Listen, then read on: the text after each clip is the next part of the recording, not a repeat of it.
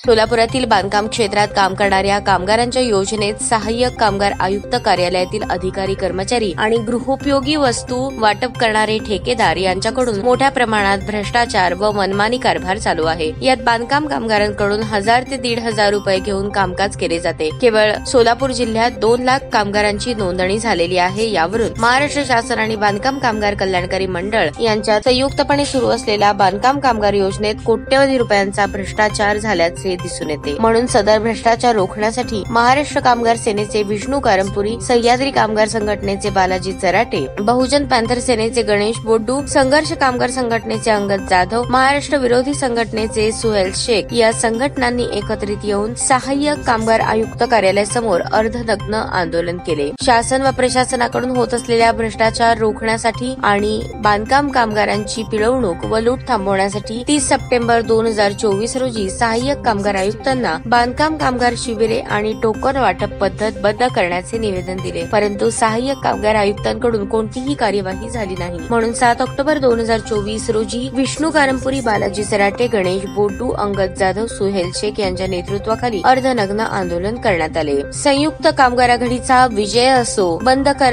करा, टोकन वाटप बंद करा, नहीं चलेगा नहीं चलेगी, ठेकेदार की दादागिरी नहीं चलेगी, हमसे जो टकराएगा मिट्टी में मिल जाएगा, गरीब बांधकाम कामगारांकडून पैसे लुटणाऱ्या हरामखोरांना अटक करा, आमच्या मागण्या मान्य करा, नाहीतर खुर्ची खाली करा, अशा विविध घोषणा देण्यात आल्या। सहाय्यक कामगार आयुक्त यांच्या कार्यालयासमोर सकाळी 11 वाजता कामगार आघाडी आंदोलनात विष्णू कारंपुरी, अंगद जाधव, गणेश बोड्डू, बालाजी चराटे, सुहेल शेख, वैशाली बनसोडे यांनी प्रशासनाविरुद्ध भ्रष्टाचाराचा जोरदार प्रहार केला आणि बांधकाम कामगारांना न्याय न देणाऱ्या सरकारला येणाऱ्या निवडणुकीत त्यांची जागा दाखवू असे जाहीर केले। विष्णू कारंपुरी, अंगद जाधव, गणेश बोड्डू, बालाजी चराटे, सुहेल शेख यांच्या नेतृत्वाखाली झालेल्या या आंदोलनात रेखा आडकी, राधिका मिठ्ठा, लक्ष्मीबाई इप्पा, विठ्ठल कुऱ्हाडकर, शिवा ढोकळे, गणेश महंता, गुरुराज कोळी, श्रीनिवास बोगा, ओंकार चराटे, आदित्य भोसले, लहू गायकवाड, दीपक दुधाळे, सादिक शेख, जुबेर शेख, केदार देवखुळे, गोळाशंकर अटकर, संदीप आसादे, अलका जमदाडे, नाभिका लोखंडे यांच्यासह बांधकाम कामगार बंधू भगिनी मोठ्या संख्येने उपस्थित होते।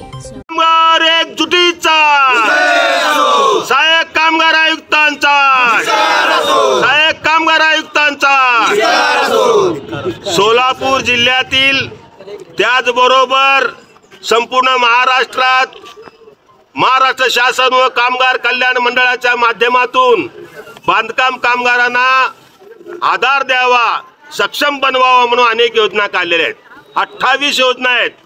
त्यापैकी सुरुवातीला सुरू झालेले अन्नदान, मध्यान्ह भोजन अशाच भ्रष्टाचारामुळे बंद पडला।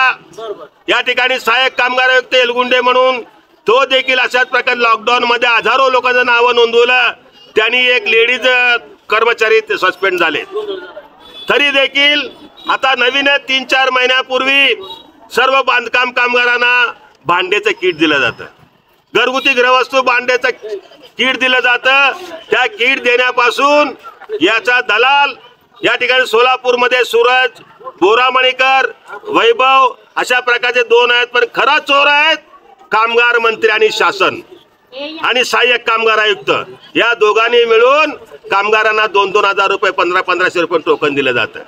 आणि प्रामुख्यानं सोलापूरमध्ये 2 लाख कामगारांची नोंदणी झाली।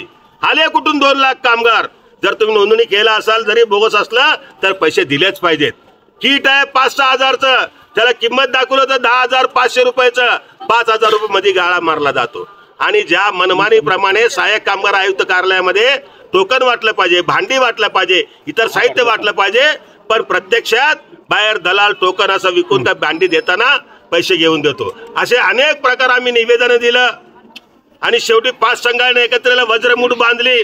यामध्ये सह्याद्री कामगार संघटना, संघर्ष कामगार संघटना, दलित पॅंथर सेना संघटना, भ्रष्टाचार विरोधी संघटना आणि महाराष्ट्र कामगार सेना अशा प्रकारे एकत्र येऊन आम्ही चंग बांधला। जोपर्यंत या आयुक्तांच्या माध्यमातून चाललेला, दलालांच्या माध्यमातून चाललेला आणि त्या ठिकाणी ठेकेदाराच्या माध्यमातून चाललेला भ्रष्टाचार बंद होत नाही, पिळवणूक बंद होत नाही, तोपर्यंत आम्ही आंदोलन थांबविणार नाही। आणि जोपर्यंत इथे न्याय मिळणार आहे तोपर्यंत आम्ही आंदोलन पूर्ण चालू ठेवणार। अशा प्रकारचा निर्णय घेऊन आज आम्हाला अर्धनग्न केलं। शासन बघा, दुसरीकडे लाडकी बहिणीला देतात, भावाला नग्न करता। अशा परिस्थिती या ठिकाणी चाललेल्या आहे। आम्हाला लग्न करता का पूर्ण लग्न करता सरकारच्या हातात आहे, पण त्या अगोदर आम्ही येणाऱ्या निवडणुकीमध्ये हे सरकारचा पूर्ण भांडा आम्ही फोडू आणि या सरकारला घरी बसू, असा सुद्धा वेळ प्रकारे आला तर काढणार आहोत आणि त्या महिला अशा करणार आहोत असं या ठिकाणी आणि त्यांचा निषेध करतो आणि ताबडतोब टोकन पद्धत बंद करा, सहाय्यक कामगार आयुक्त कार्यालय चालू करा आणि त्या ठिकाणी ते हे दिलं जातं पास हे सुद्धा इथं भांडीतच दिलं पाहिजे अशा प्रकारची मागणी करतो। जिल्ह्यातील बांधकाम कामगाराकरिता त्यांच्या जीवनामध्ये सुख सोयी सवलती निर्माण होण्याकरता महाराष्ट्र शासनाने या 26 योजना इथं लागू केलेल्या आहेत। ह्या योजना देत असताना प्रत्येक ठिकाणी जो भ्रष्टाचार म्हणला जातो त्या पद्धतीनं इथं शैक्षणिक योजना असो किंवा तुमचं टोकन प्रक्रिया असो, कुठलीही वस्तू कुठल्याही कामगाराला द्यायचं असेल तर तिथं एक सिस्टमॅटिकरित्या भ्रष्टाचार केला जातो। तर ह्या भ्रष्टाचाराला पायबंद घालण्यासाठी तसेच सोलापूर जिल्ह्यातील तमाम बांधकाम कामगारांना कायद्याच्या प्रोव्हिजनप्रमाणे बांधकाम कामगाराच्या कायद्याच्या बोर्डाप्रमाणे त्याचे अध्यक्ष सहाय्यक कामगार आयुक्त असतात। असं असताना तो संच जिथं कामगार काम करतो ही कायद्याची संविधानाची तरतूद असताना तिथं ह्या आयुक्त साहेबांना हाताशी धरून ठेकेदारांशी हातमिळवणी करून 1000 ते 1500 रुपयामध्ये हे टोकन गोरगरिबांना दिलं जातं। ही किती दुर्दैवाची शोकांतिकाचा विषय। तर हे जी चाललेली पद्धत आहे टोकन द्यायची, शिबिरे द्यायची, आमची एकच मागणी आहे की हे शासकीय जो कामगार आयुक्त साहेब आहेत त्यांचे कर्मचारी आहेत इथून शिबिरं सर्व कामगारांना दिली जावीत। तसेच जे टोकन संच आहे त्याचं टोकन जे काय प्रक्रिया आहे ही या कार्यालयातून दिली पाहिजे। ह्यासाठी आज आम्ही सोलापूर जिल्ह्यातल्या गेल्या 32-35 वर्षापासून संघटना आहेत ह्या बांधकाम कामगारांना न्याय देण्यासाठी आज आम्ही अर्ध नग्न झालेलो आहोत। तर याचा विचार सरकारने करावा आणि तो याच्यावरती पायबंदी आणावी। ताज्या बातम्या पाहण्यासाठी प्राईम महाराष्ट्र न्यूज चॅनलला सबस्क्राईब करा।